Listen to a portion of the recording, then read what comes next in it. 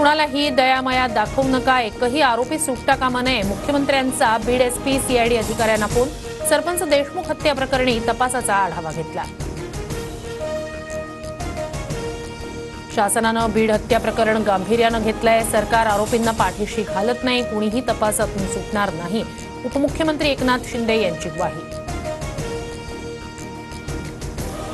4 तासांनंतर धनंजय देशमुख यांचं पाण्याच्या टाकीवरील आंदोलन मागे. सीआयडी पथकासोबत धनंजय देशमुख यांची चर्चा. तपास योग्य दिशेनं सुरू असल्याची दिली माहिती.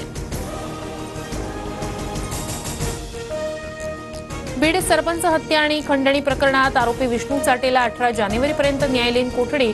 जिल्हा रुग्णालयात वैद्यकीय तपासणीनंतर कारागृहात नेलं जाणार.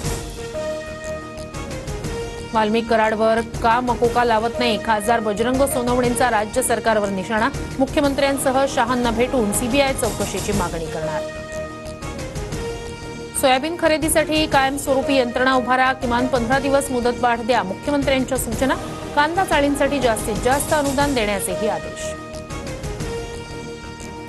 वाल्मिक कराडचा मुलगा सुशील विरोधात सोलापूर कोर्टात दाखल फिर्यादीवर सुनावणी. एमआयडीसी पोलिसांना अहवाल सादर करण्याचे आदेश.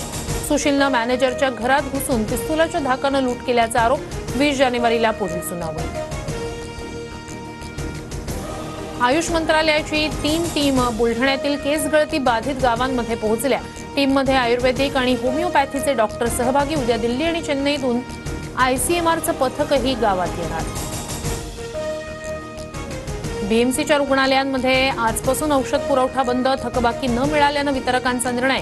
48 पुरवठादारांकडे 120 कोटींची थकबाकी असल्याची माहिती. पौष पौर्णिमेच्या शुभमुहूर्तावर महाकुंभ मेळ्याला प्रारंभ. महाकुंभात 1.5 कोटी भाविकांचं स्नान. संगमापर्यंत 12 किलोमीटर पायी यात्रा. 60,000 सैनिक तैनात. सर्वत्र उत्साहाचं वातावरण.